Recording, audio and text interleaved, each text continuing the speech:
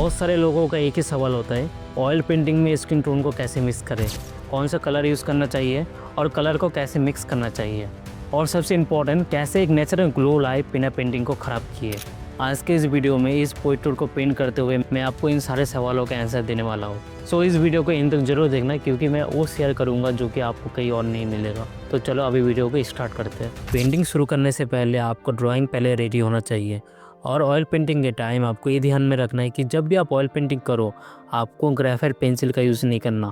आप जो ड्राइंग करोगे उसको चारकोल में ही करना है। आप चारकोल पेंसिल का यूज़ करो, बहुत अच्छा होगा। अगर आप ऑयल चारकोल का यूज़ करते हैं, जो चारकोल का स्टिक आता है ना मोटा सा, उसको यूज़ करो, क्योंकि चारकोल ऑयल पेंटिंग के साथ मिक्स हो जाता है, रिएक्ट नहीं करता, ठीक है, लेकिन ग्रेफाइट रिएक्ट करता है। तो इस पॉइंट को हमेशा याद रखना। और जो भी आप ड्रॉ करो हमेशा ट्राई करना कि आप उसको फ्री हैंड ड्रॉ करो, चाहे वो जितना भी बड़ा ड्राइंग क्यों ना हो, क्योंकि जब आप फ्री हैंड ड्रॉ करोगे तभी आपका स्किल इम्प्रूव होगा। अगर आपका गोल है कि आपको अपने स्किल को इम्प्रूव करना है तो हमेशा ट्राई करना कि आप फ्री हैंड ड्रॉ करो, ठीक है, ग्रिड का यूज़ नहीं करना है। ड्राइंग को कंप्लीट करने के बाद अभी मैं टर्पेंटाइन ऑयल में थोड़ा सा बंस एना को मिला के मैं अपने कैनवास में एक पतला सा कोट लगा रहा हूँ। इसको कहते हैं कैनवास को टिंट करना, TINT, टिंट करना।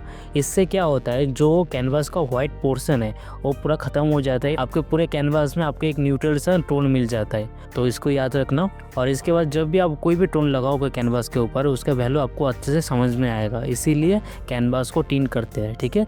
अभी उसके बाद एक कपड़ा लेके मैं इसको पोंछ दे रहा हूँ ताकि मेरा कैनवास जल्दी से सूख जाए पेंटिंग के लिए।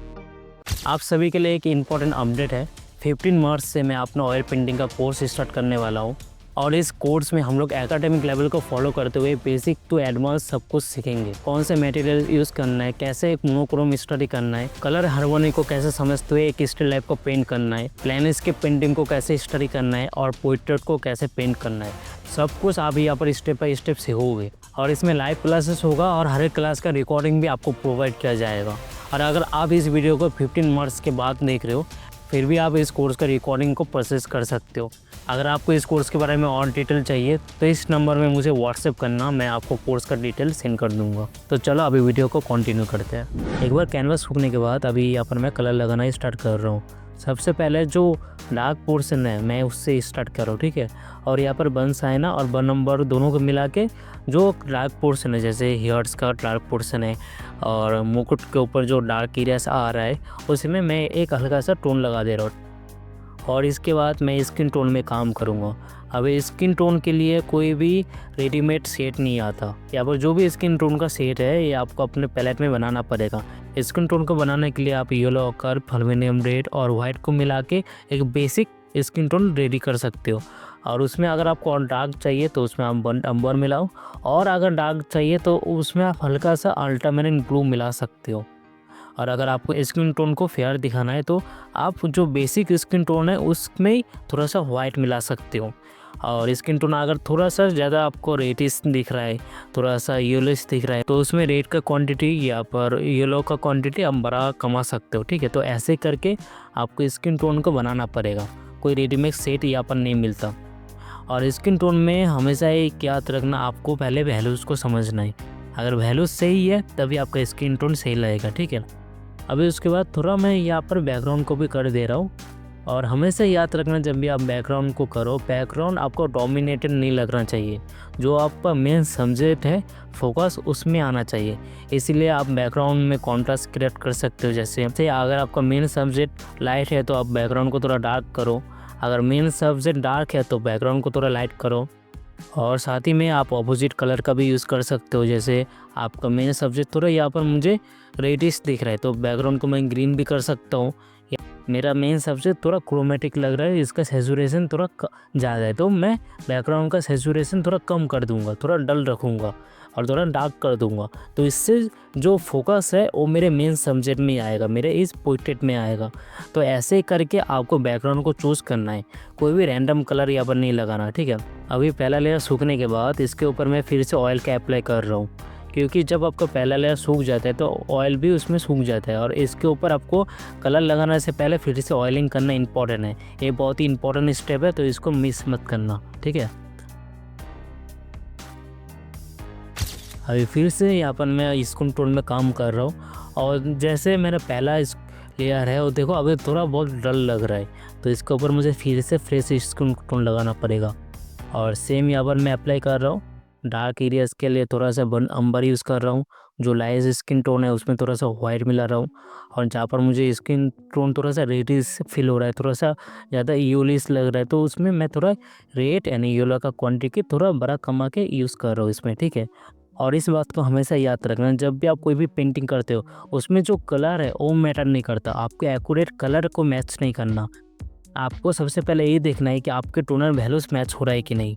अगर आपके पेंटिंग में टोनर वैल्यूज़ सही है तो आपका भी पेंटिंग सही लगेगा, ठीक है। आप उसमें चाहे अलग भी कलर यूज़ क्यों नहीं कर दो, अगर पेंटिंग को आपको सुंदर दिखाना है तो आपको यहाँ पर कलर हरवने को थोड़ा समझना पड़ेगा कि कौन सा कलर चूज़ करना है, कलर स्कीम क्या होना चाहिए, कैसे कलर को चूज़ करना है, तो ये कुछ आपको समझना पड़ेगा, ठीक है।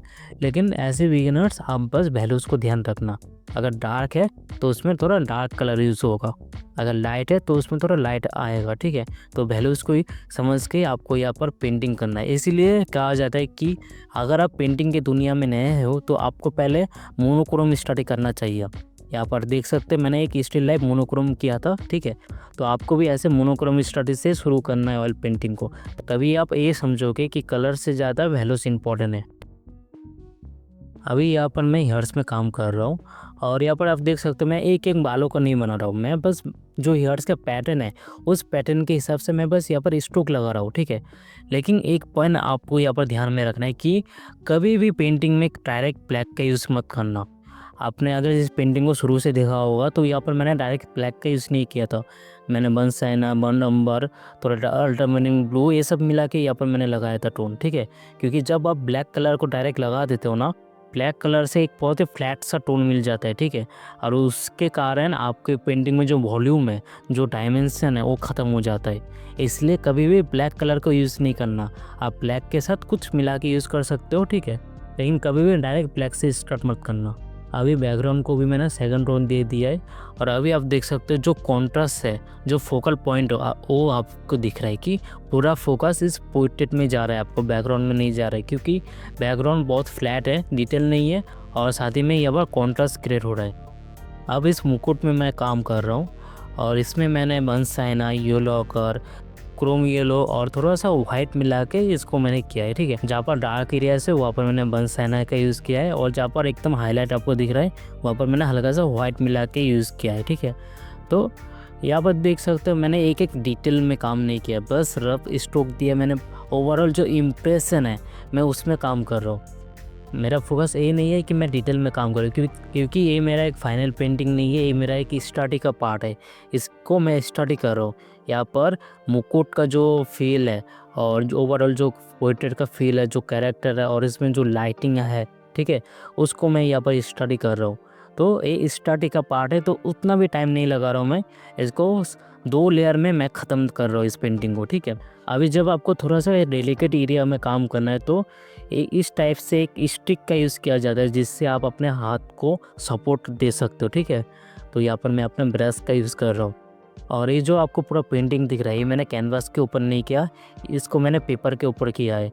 पेपर में जैसो लगा के प्राइम करके फिर पेपर के ऊपर मैं पेंटिंग कर रहा हूँ। तो यहाँ पर आप समझ सकते हो कि मटेरियल्स कितना मैटर करता है।